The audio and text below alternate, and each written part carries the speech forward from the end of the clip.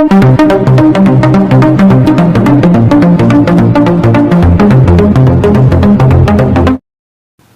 நண்பர்களுக்கும் வணக்கம். இந்த பதிவில் குடைமிளகாயினுடைய நன்மைகள் பற்றி பார்க்க போகிறோம்.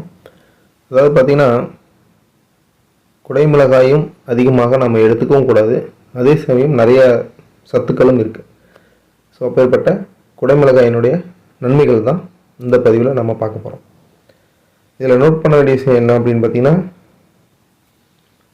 அதாவது செப்பு பாத்திரத்தில் சமைக்கக்கூடாதுன்னு சொல்லுவாங்க. ஸோ அதை நோட் பண்ணிக்கங்க. இப்போ அந்த மாதிரி அதிகமாக வெசல்ஸ்லாம் யூஸ் பண்ணுறதில்ல, பட் இருந்தாலும் என்னுடைய பாயிண்ட் ஆஃப் வியூ நான் சொல்லிடுறேன். ஸோ இப்போ இந்த குடைமிளகாயில் உள்ள சத்துக்கள் என்னென்ன அப்படின்னு சொல்லி பார்த்துடலாம்.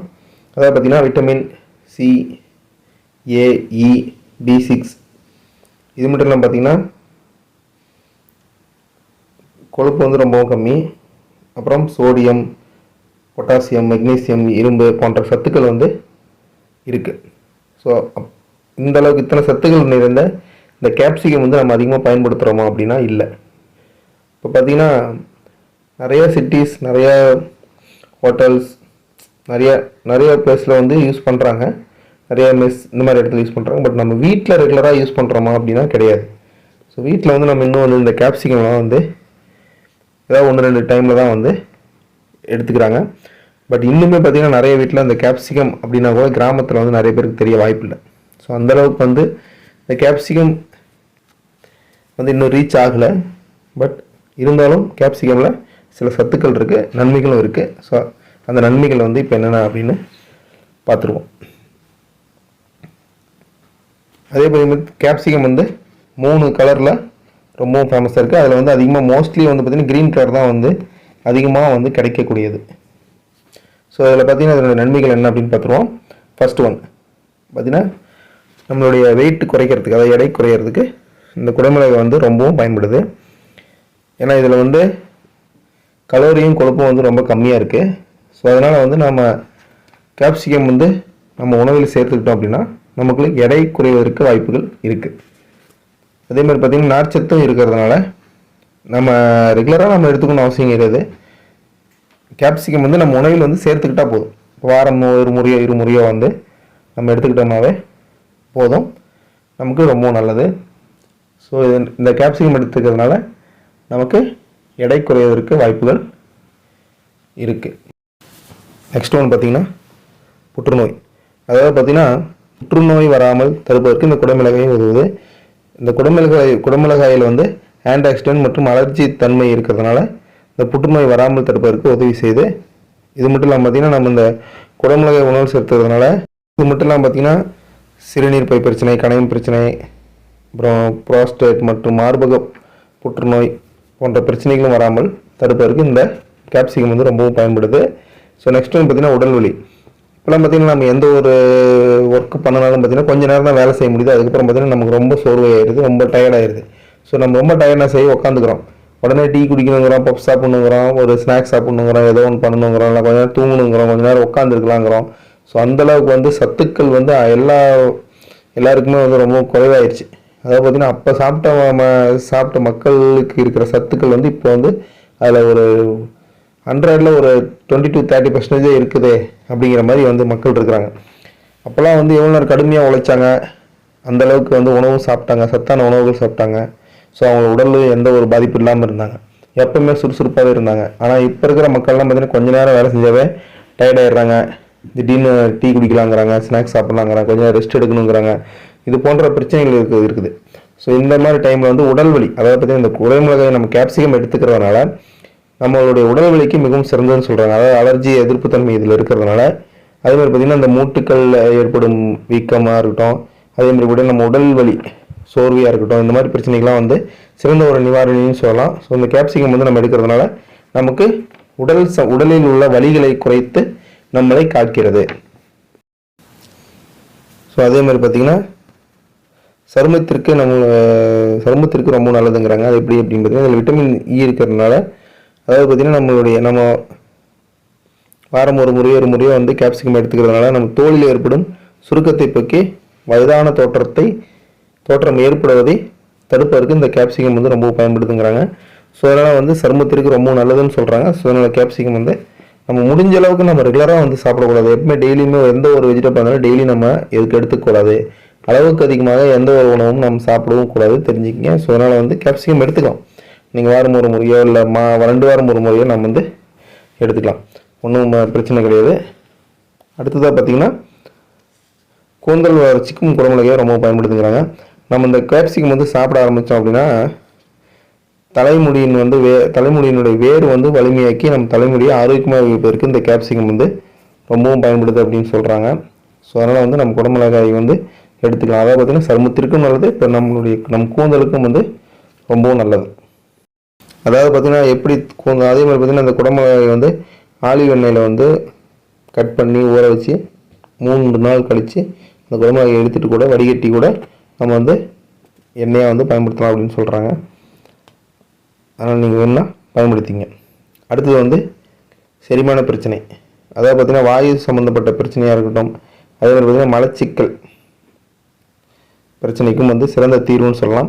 ஸோ இது வந்து பார்த்திங்கன்னா நம்ம கேப்சிகம் உணவில் சேர்ப்பதனால் நமக்கு வந்து இந்த செரிமான சம்மந்தப்பட்ட பிரச்சனையை தடுத்து நமக்கு மலச்சிக்கலையும் தடுத்து நம்மளை காக்கிறது.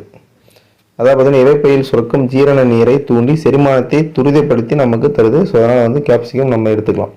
அதே மாதிரி பார்த்திங்கன்னா இதயத்திற்கு நல்லதுன்னு சொல்கிறாங்க. ஸோ பார்த்திங்கன்னா உயர் ரத்த அழுத்தம் தான் வந்து மாரடைப்பு ஏற்படுறதுக்கு ஒரு முக்கியமான காரணம்னு சொல்லுவோம். அது தெரியும், எல்லாருக்குமே தெரியும். அதாவது ரத்த அழுத்தத்தை வந்து கட்டுக்குள் வைக்கிறதுக்கு இந்த குடமிளகை பயன்படுது. அதனால் வந்து நம்ம ஹார்ட் அட்டாக், அது இதயத்துக்கும் நல்லது.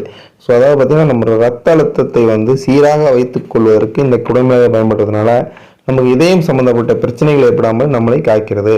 அதாவது பார்த்திங்கன்னா இந்த குடமிளகாயில் இருக்கிற பொட்டாசியம் வந்து ரத்த அழுத்தத்தை கட்டுக்குள் வைத்துக் கொள்வதற்கும் பயன்படுது. அதே மாதிரி பார்த்திங்கன்னா கெட்ட கொழுப்பு வந்து இதில் இல்லை. அதனால் வந்து நீங்கள் வந்து தாராளமாக வந்து கேப்சிகம் எடுத்துக்கலாம். ஸோ பார்த்திங்கன்னா வயிற்றுப்புண், அதாவது பார்த்திங்கன்னா குடல் புண் ஏற்படுவதை தடுத்து நம்மளை காய்க்கிறது. இதில் வந்து விட்டமின் சி இருக்கிறதுனால, அது சி இருக்கிறதுனாலும் ஆன்டிஆக்சிடென்ட்லாம் இருக்கிறதுனால நம்மளை வந்து காய்க்கிறது. அதே மாதிரி பார்த்திங்கன்னா கர்ப்ப காலத்திற்கு, அதாவது பார்த்திங்கன்னா கர்ப்ப காலத்திற்கு வந்து சிவப்பு மிளகாய் வந்து பரவாயில்லைங்கிறாங்க. ஆனால் அதிகமாக வந்து பச்சை கலர், அதாவது பார்த்திங்கன்னா க்ரீன் கேப்சிகம் தான் நிறைய பேர் கிடைக்கும். அப்படி சிவப்பு கிடைச்சா கூட இதில் பார்த்திங்கன்னா வைட்டமின் ஏ இருக்கிறதுனால கருவில் உள்ள குழந்தையின் தோல், கண்கள், அதே மாதிரி எலும்புகளின் வளர்ச்சிக்கு மிகவும் மிகவும் வந்து சிறந்த ஒரு நிவாரணியாக இருக்குது. அதாவது பார்த்திங்கன்னா பச்சை, அதாவது பார்த்திங்கன்னா க்ரீன் கேப்சிகம் வந்து சிவப்பு கேப்சிகம் ரொம்பவும் பரவாயில்லைங்கிறாங்க. அதுவும் இல்லாமல் 3 மடங்கு விட்டமின் சி வந்து அதிகமாக இருக்கிறதுனால அதை எடுத்துக்கலாம். பார்த்திங்கன்னா அது ஆரோக்கியமான பிரசவ காலத்திற்கும் கருவில் உள்ள குழந்தைகள் வந்து குழந்தைகளின் உறுப்புகள், அதாவது பார்த்திங்கன்னா உறுப்புகளின் வளர்ச்சிக்கும் இந்த குடமிளகாய் வந்து ரொம்ப பயன்படுதுன்னு சொல்கிறாங்க. இருந்தாலும் கர்ப்பமாக இருக்கிற பெண்கள் வந்து நீங்கள் டாக்டர்கிட்ட ஒரு கன்சல்ட் பண்ணிவிட்டு அதுக்கு அந்த குடமிளகாய் வந்து எடுத்துக்கங்க. அடுத்ததாக பார்த்திங்கன்னா மஞ்சள் குடமிளகாய், அதாவது பார்த்திங்கன்னா மஞ்சள் குடமிளகாய் வந்து பார்த்திங்கன்னா ஆஸ்துமாவுக்கு ரொம்பவும் நல்லதுன்னு சொல்லலாம். எப்படின்னா ஆஸ்துமா போன்ற சுவாச சம்பந்தமான கோளாறுகளை நீக்கி நம்மளுடைய அந்த பிரச்சனையிலேருந்து நிவாரணம் அளிப்பதற்கு இந்த குடமிளகாய் வந்து ரொம்ப பயன்படுது. அதே மாதிரி பார்த்திங்கன்னா நரம்பியல் கோளாறுகளையும் சரி செய்து நம்ம வந்து ஆரோக்கியம் வைப்பதற்கும் இந்த மஞ்சள் குடமிளகாய் வந்து ரொம்பவும் பயன்படுது. அதனால் வந்து நம்ம மஞ்சள் குடமிளகாய் வந்து நீங்கள் எடுத்துக்கலாம். அதே மாதிரி பார்த்திங்கன்னா கண் சம்மந்தப்பட்ட பிரச்சனைகளுக்கும் கூட வந்து இந்த குடமிளகாய் வந்து எடுத்துக்கலாம்னு சொல்கிறாங்க. ஸோ குடமிளகாய் பார்த்திங்கன்னா இத்தனை சத்துக்கள் இருக்குது, அது இத்தனை நன்மைகள் இருக்கிறதுனால நம்ம குடமிளகாய் வந்து கிடைச்சப்பையோ இல்லை நம்ம சாப்பிடணும்னு நினச்சோம்னாவோ நீங்கள் வாங்கி பயன்படுத்தலாம். இந்த குடமிளகாய் வந்து இத்தனை நன்மைகள் இருந்தாலும் சில தீமைகளும் இருக்குது. அதை பற்றி நான் சொல்லிடுறேன். ஏன்னா என்னதான் நன்மைகள் இருந்தாலும் தீமைகளும் சில இருக்கிறதுனால அதையும் வந்து நம்ம கண்டிப்பாக வந்து பார்த்தாகணும். அதாவது பார்த்திங்கன்னா ரத்தத்தை வந்து நீர்க்க செய்துன்னு நம்ம ரத்தத்தை வந்து சீராக கொண்டு போவதை தடுக்கிறது.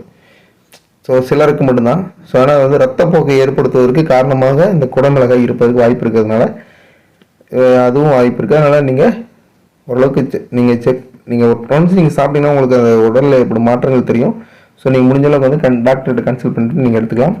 அதே மாதிரி பார்த்திங்கன்னா பிறந்த குழந்தைங்கள், அதாவது பார்த்திங்கன்னா 3 வயதிற்கு உட்பட்ட குழந்தைங்களுக்கு வந்து இந்த கேப்சிகம் வந்து தரக்கூடாது. ஏன்னா கேப்சிகம் வந்து அரிப்பு, அதே மாதிரி பார்த்திங்கன்னா எரிச்சல் சம்மந்தப்பட்ட பிரச்சனைகளை உருவாக்குவதற்கு வாய்ப்புகள் இருக்குது. அதனால் குழந்தை வந்து 3 வயதிற்கு உட்பட்ட குழந்தைங்களுக்கு நீங்கள் இந்த கேப்சிகம் தர வேண்டாம். ஸோ நெக்ஸ்ட் ஒன்று பார்த்தீங்கன்னா பாலூட்டும் தாய்மார்களுக்கும் வந்து இது நல்லதில்லை. ஏன்னா வந்து இதில் வந்து காரத்தன்மை இருக்கிறதுனால தாய்மார்கள் வந்து பாலூட்டும் தாய்மார்கள் வந்து சாப்பிட்றீங்க கேப்சிகம் யூஸ் பண்ணுறோம் அப்படின்னா தாய்ப்பால் வந்து மனமும் மாறி போயிடும். அதே மாதிரி அதில் உள்ள சத்துக்கள் குறைவதற்கும் வாய்ப்புகள் அதிகமாக இருக்குது.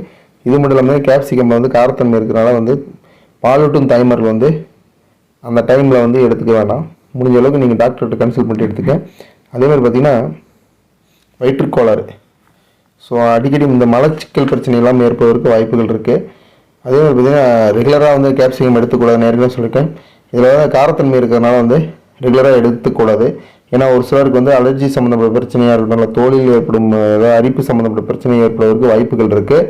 அதனால் வந்து இந்த கேப்சிகம் வந்து நீங்கள் எடுத்துக்கிறீங்க, ரொம்ப ரெகுலராக எடுத்துக்கூடாது. நான் ஏற்கனவே சொன்ன மாதிரி வீக்லி ஒன்ஸ் நீங்கள் எடுத்துக்கிட்டீங்கன்னா போதும். அது வந்து ரொம்ப நல்லது தான்.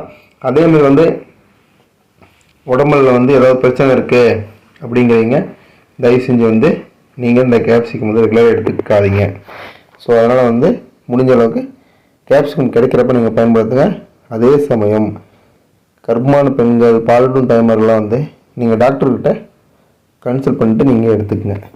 நான் மீண்டும் இன்னொரு சந்திக்கிறேன். அனைவருக்கும் நன்றி, வணக்கம்.